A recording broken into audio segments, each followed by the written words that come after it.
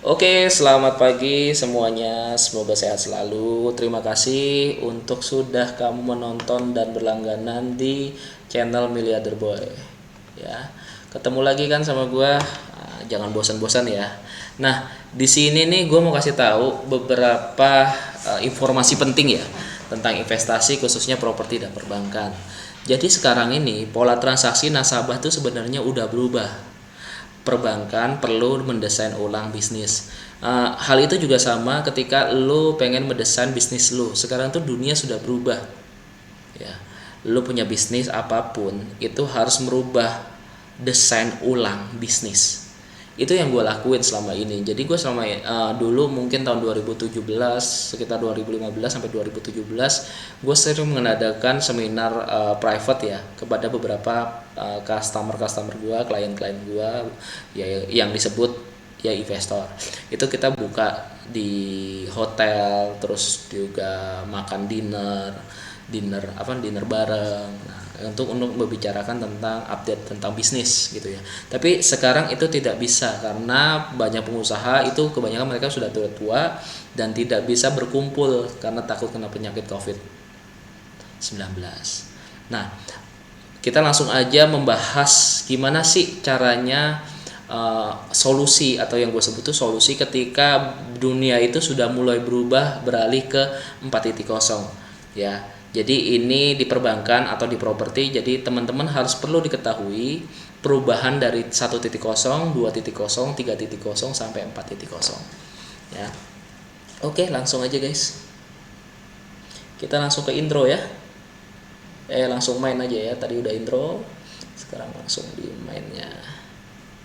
Oke, kita lihat di monitor depan. Jadi pola transaksi nasabah berubah guys. Perbankan perlu mendesain ulang bisnis. Deputi Komisioner Pengawas Perbankan OJK Teguh Suparkat mengatakan bahwa selama pandemi COVID-19 terjadi shifting behavior yang menggeser pola transaksi masyarakat yang sebelumnya bersifat physical ekonomi menjadi virtual ekonomi. Nah, maksudnya gimana tuh? Physical ekonomi menjadi virtual. Jadi physical itu seperti traffic itu biasanya lu ketemu, misalnya lu pasang jualan di toko gitu ya. Itu di toko jalan itu biasanya trafficnya orang yang datang berapa puluh orang, berapa ratus orang. Dari traffic itu menghasilkan orang-orang yang bertransaksi.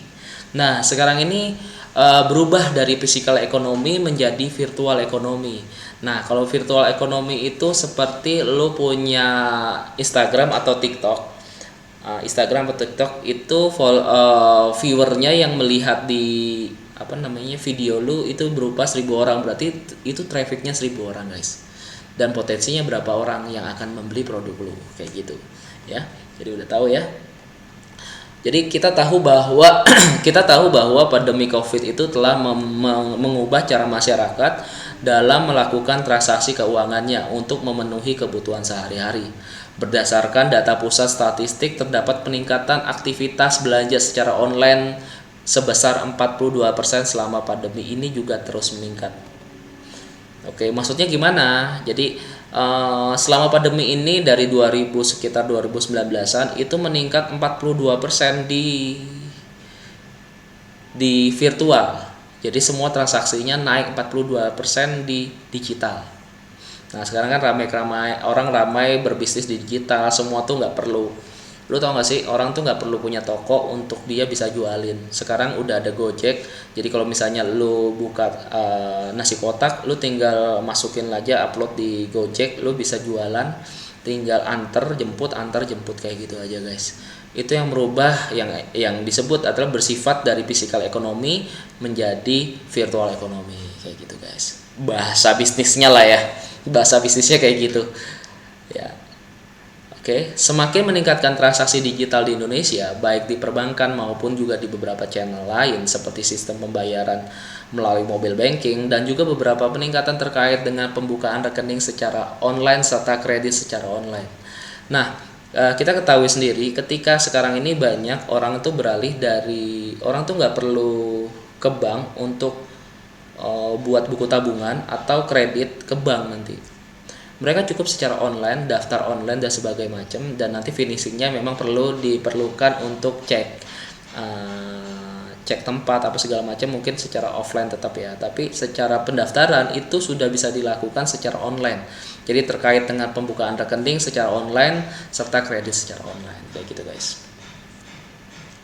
Lanjut ya, peningkatan secara online oleh masyarakat ini pada akhirnya berdampak juga pada transaksi secara offline, di mana dari tahun ke tahun menjadi beberapa penutupan jaringan kantor perbankan serta penurunan signifikan atas pembukaan ATM.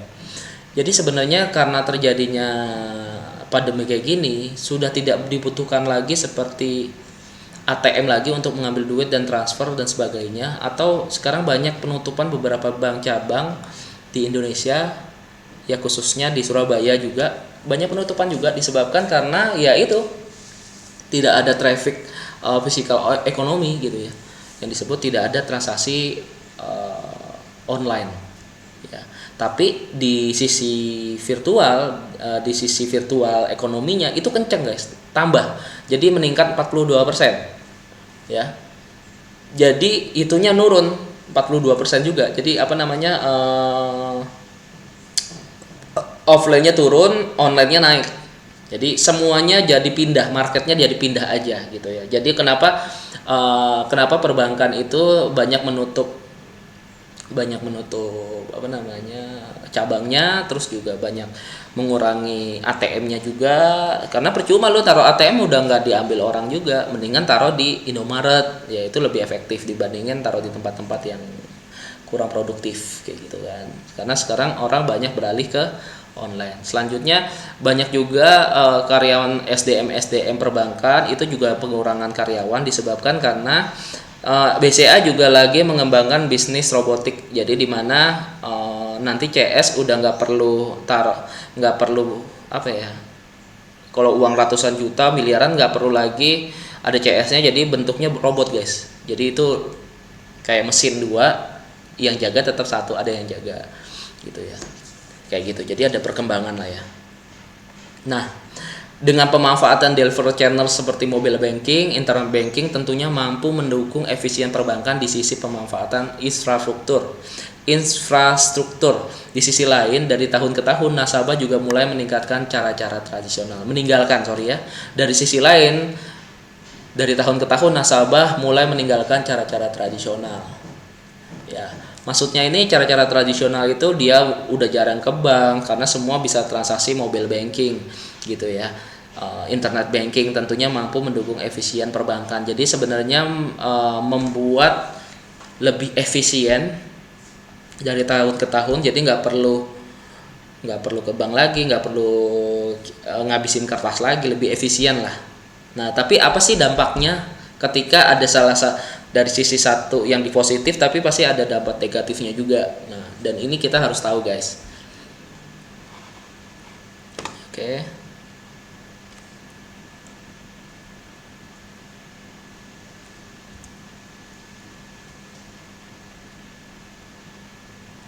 Oke, ini ya. Kita lanjut. Oke. Jadi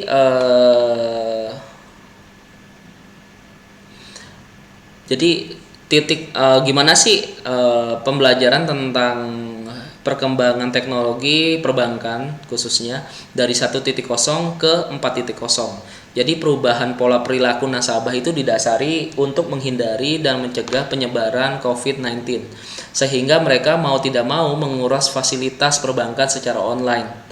Nah, tentunya hal tersebut menyebabkan terjadinya shifting behaviornya nasabah ya. Nah, peningkatan pemanfaatan IT tentunya tidak hanya disebabkan karena pandemi saja, namun memang sudah terjadi keniscayaan bagi bangsa dapat bertahan dalam kompetisi di industri jasa keuangan yang semakin ketat. Ya, jadi buat teman-teman, karena ada perpindahan pola perilaku nasabah itu didasari karena ya memang kita tahu lah ya, perubahan teknologi disebabkan karena terjadinya COVID. Jadi semuanya beralih ke tadi virtual, sehingga mereka mau tidak mau menggunakan fasilitas perbankan secara online.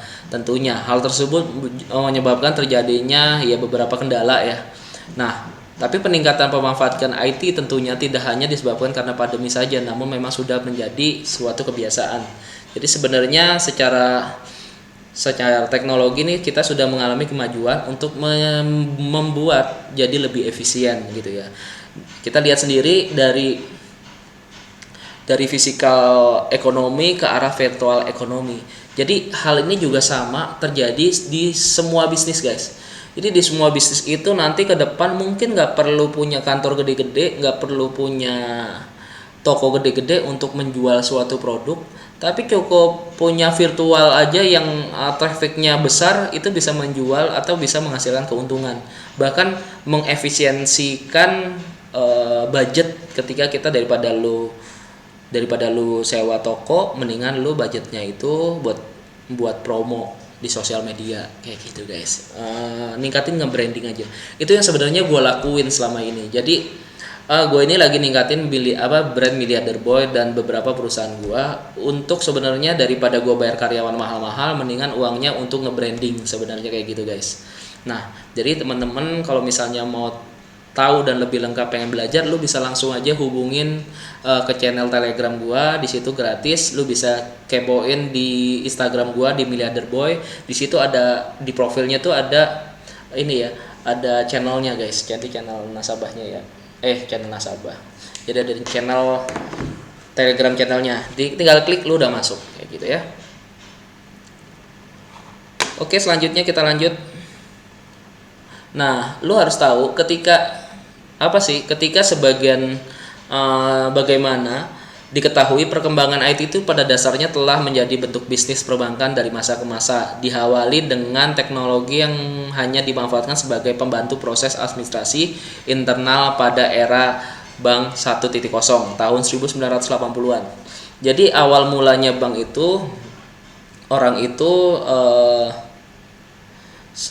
biasanya dulu di zaman dulu banget itu bank itu menyimpan emas untuk dikasih namanya surat utang. Surat utang itu untuk dibawa nanti lu pindah ke sana gitu ya.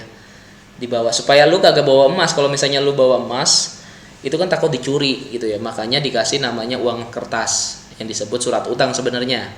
Nah, dari masa ke masa itu memang bank itu tempat penyimpanan harta. Jadi harta dulu tuh kita sebut adalah emas. Ya, mereka pakai emas itu untuk menyimpan harta mereka seperti itu. Dan mereka kebanyakan yang nggak ada ATM di zaman dulu tuh udah nggak ada ATM ya. Jadi ada bank, cabang-cabang gitu. Karena kan kalau ATM kan mesin. Jadi di zaman dulu tuh nggak ada mesin, guys. Ya. Oke, kita lanjut di part 2 yang kedua. Oke. Jadi kemudian semakin berkembangnya pemanfaatan yang ditunjukkan dalam pelayanan kepada nasabah melalui penyediaan mesin ATM dan self-service banking pada era 2.0 tahun 1980 sampai 2007 ya. Jadi tahun 1980 sampai 2007 itu sudah ada self-service banking di mana kamu bisa ada ATM di beberapa tempat. Ya kan, semakin berkembangnya, bahkan semakin banyak berkembangnya, dia ada di mall, ada di jadi ngambil uang nggak perlu banyak-banyak, nanti buat 1 bulan ambil 200 juta, nggak usah banyak-banyak. Jadi di ATM bisa lebih cepat, nanti di setiap mall atau di setiap Indomaret itu ada ATM. Tujuannya untuk lu biar supaya lu tuh nggak bawa duit tuh banyak-banyak kemana-mana kayak gitu, tinggal diambil di ATM, setiap tempat udah ada ATM-nya kayak gitu, guys. Dipahami ya, perkembangan teknologi perbankan, IT-nya juga lo harus juga paham. Selanjutnya adalah lalu era banknya tuh 3.0, namanya dari tahun 2007 sampai 2017. Nah, itu mulai tuh muncul generasi internet dan mobile banking yang didukung dengan kemunculan smartphone. Jadi ketika tahun 2007 sampai 2017 itu terjadi di mana smartphone tuh semakin canggih. Di mana tuh dulu kalau smartphone itu hanya bisa telepon dan SMS, telepon doang, terus bisa SMS, sekarang bisa internet, mobile banking. Ya, jadi semakin naik ya. Dan ketika muncul generasi internet dan mobile banking yang didukung dengan kemunculan smartphone, itu lebih efisien, lebih enak gitu ya. Jadi transfer tuh nggak perlu KTM, kita pencet nomor rekening segala macam, kita tinggal name handphone, kirim transfer, transfer, kirim langsung, nggak usah kita jalan capek-capek ke ATM, nggak usah capek-capek ke bank. Kalau dulu kan kalau mau transfer kita ke bank dulu, transfer buat lagi daftar banknya jadi penuh, makanya ada ATM Mbak supaya lebih gampang. Sekarang nggak usah kemana-mana, trafficnya pindah ke digital, jadi kayak gitu. Jadi banyak plus dan minusnya gitu loh guys. Oke, kita lanjut lagi. Nah, ini yang paling penting adalah 4.0. Ini penutupannya sih. Jadi pola transaksi nasabah memang sudah berubah. Jadi perbankan perlu mendesain ulang bisnis. Dan dari kini era itu sudah mulai di 4.0.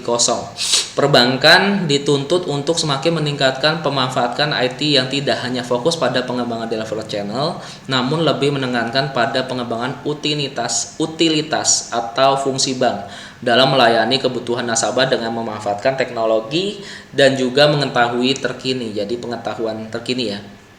Jadi paling penting itu adalah sekarang itu di era 4.0 perbankan itu dituntut untuk semakin meningkatkan pemanfaatan IT. Misalnya lu bisa pengajuan buat buku rekening itu nggak perlu ke bank, terus kredit nggak perlu ke bank, terus lu misalnya ke bank juga nggak perlu banyak. Misalnya contoh nih, gue kemarin ke mana ya, ke mall gitu ya. Di mall itu ada BCA-nya itu ATM-nya banyak, yang jaga cuma satu gitu ya. Jadi kayak mereka buka cabang, ya udah ATM-nya banyak. Mereka juga kalau misalnya di cewek itu dia punya 2 kotak gitu ya, isinya ya CS. Jadi CS-nya ya di kantor. Ya dia hanya berhadapan, iya Pak selamat pagi, langsung tanya jawab di situ guys. Jadi itu yang membuat mengefisienkan waktu. Jadi nggak perlu bayar karyawan banyak-banyak, tinggal satu siap di laptop untuk menjelaskan beberapa skema dan profit. Ya udah tinggal di monitor, yang itu gue sebut adalah 4.0. Jadi nggak perlu ke bank untuk bertanya atau konsultasi, lu tinggal di digital. Sama seperti sekarang, misalnya buat teman-teman nih pengen konsultasi tentang perbankan dan properti, lu nggak perlu lagi ke kantor konsultan, lu cukup join di Telegram channel gua, lu bisa konsultasi, mau itu video call atau langsung ya. Tinggal bayar membernya aja. Jadi member bulanan atau per 3 bulan sampai tahunan. Jadi lu tanya bebas kayak gitu. Supaya Supaya investasi itu tuh aman gitu kan. Tidak salah jalan. Nah, jadi dengan demikian pada dasarnya bank perlu melakukan desain ulang bisnisnya yang mampu menjawab kebutuhan dan ekspektasi nasabah yang sangat bervariasi. Melalui inovasi yang bersifat evolusioner, pemanfaatan data serta teknologi terkini antara kecerdasan buatan, blockchain dan lainnya sebagai suatu kebutuhan di masa kini maupun di masa yang akan datang. Jadi buat teman-teman, jadi pada dasarnya nih bank memang perlu melakukan desain ulang ya. Jadi buat teman-teman juga, mungkin bukan hanya bank aja, seperti gue juga, makanya kenapa gue tuh mendesain bisnis gue ulang, beralih ke digital, karena konsep digital tuh beda sama konsep physical gitu ya. Tadi yang kita bahas physical dan virtual ya, jadi sangat berbeda banget. Nah, gimana caranya menjawab kebutuhan dan ekspektasi calon customer kita? Yang paling penting adalah gimana menjawab kebutuhan nih dan ekspektasi. Nah, ekspektasi ini kayak gini, bisa nggak real kayak fisikal? Misalnya contoh lu beli baju, jangan sampai ketika beli baju kelihatannya bagus tapi akhirnya jelek. Itu ekspektasinya. Gimana caranya menjawab ekspektasinya nasabah supaya tidak kecewa ketika dia bertransaksi online. Nah, dan juga menjawab kebutuhan. Bisa nggak lu menjawab kebutuhan ketika orang pada males nih, lu bisa nggak jualan produk-produknya itu semuanya serba online, karena semuanya balik lagi ke virtual, dari fisikal ke virtual ekonomi. Nah, semua itu memang sangat bervariasi melalui inovasi yang bersifat evolusioner. Jadi gimana caranya lu membuat inovasi di dalam bisnis lu supaya bisnis lu tuh bisa narik market lu yang offline jadi online gitu. menarik market yang physical ekonomi menjadi virtual ekonomi kayak gitu kan. Jadi lu juga harus bisa memanfaatkan data serta teknologi yang kini ada di depan lu. Maksudnya tuh data, lu memanfaatkan database misalnya. Kenapa gua mati-matian bakar duit di digital? Karena memang gua lagi ngumpulin data ya. Kayak sekarang follower gue udah mulai banyak, 1000, 2000, 10.000, ada yang 30.000. Jadi market gue juga semakin berkembang dan semakin tahu siapa gue dan bisnis gue apa. Serta gue juga harus memanfaatkan teknologi terkini antara kecerdasan buatan, blockchain. Nah, kecerdasan buatan itu ya kayak apa ya? Kalau di dunia kecerdasan buatan itu kayak algoritma lah kurang lebih. Lu juga harus mempelajari algoritma setiap platform seperti Google, YouTube. Itu lu harus mempelajari algoritma untuk menjual suatu produk yang lu tawarkan kepada nasabah atau klien lu gitu ya. Jadi di antara lain sebagai suatu kebutuhan di masa kini maupun di masa depan. Jadi lu bisa harus melihat masa depan. Kalau sekarang bisnis lu akan menjadi apa itu tergantung saat ini guys. Jadi buat temen-temen ya apa ya, coba deh kalau misalnya teman-teman lu bisa belajar investasi bareng miliarder boy gitu ya. Tujuannya belajar bareng ya, tujuannya belajar bareng itu sebenarnya supaya lu tidak salah langkah. Nah kebanyakan nih orang nih di zaman dulu tuh kenapa yuk kita belajar bareng kayak belajar kelompok. Kenapa harus dilakukan belajar kelompok? Supaya kita masing-masing bisa mengkoreksi kesalahan teman-teman. Oh ini salah nih, harus kayak gini, lu yang benar kayak gini. Kenapa harus belajar kelompok? Supaya hasilnya bisa lebih maksimal guys. Nah kebanyakan orang di masa kini ini mereka enggan belajar kelompok gitu ya, enggan belajar kelompok karena mereka merasa lebih pintar, merasa pintar semua. Dan akhirnya ketika ada kegagalan mereka baru belajar. Yang paling penting adalah ketika lo mau memulai bisnis atau memulai suatu hal yang tidak pernah lo ketahui sebelumnya, gue saranin lo harus konsultasi dulu. Misalnya lo mau bisnis apa nih, mau investasi apa, lo tanya, contoh gue konsultannya, gue nih teman lu konsultasi ke gue, oh ini salah bro, ini harusnya kayak gini, ini kayak gini, ini kayak gini, lu harusnya masuknya kayak gini supaya bisnis lu nggak mengalami kerugian. Contoh misalnya di gua, kalau misalnya di gua orang nanya ini bagus nggak pak kalau misalnya sertifikatnya SAM apa SAGB? Oke, gue lebih baik ya gue nyaranin SAM aja karena kalau investasi lu tuh jangka panjang, jadi mendingan lebih baik ke SAM. Terus pak, kalau misalnya kalau orang itu mau beli kita itu in-house tuh caranya gimana? Oh bro, harus caranya kayak gini. Pak, kalau misalnya KPR tuh harus kayak gimana? Ini bro, pengajuan KPR lu harus nyiapin ini. Pak, bisa nggak kalau misalnya kita beli properti itu patungan segala macam? Itu bisa banget. Karena sekarang ini juga gue lagi mau investasi gede-gedean di salah satu platform digital itu yang dia punya program itu patungan properti guys. Jadi kalau misalnya orang dulu itu yang bisa sukses itu adalah orang-orang kaya karena dia punya dana besar untuk beli properti lalu disewakan kan sambil dijual. Nah konsepnya juga sama, kita juga nanti akan beli terus disewakan sambil dijual santai. Nah sewanya ini untuk manajemen keuangan kita ya, cash flow harian, bulanan gitu ya, yang disebut passive income lah nama kerennya. Jadi gue berpikir kalau misalnya hal ini bisa dibuat retail seperti orang yang punya 1 juta, mulai dari 1 juta, 10 juta itu bisa patungan guys gitu.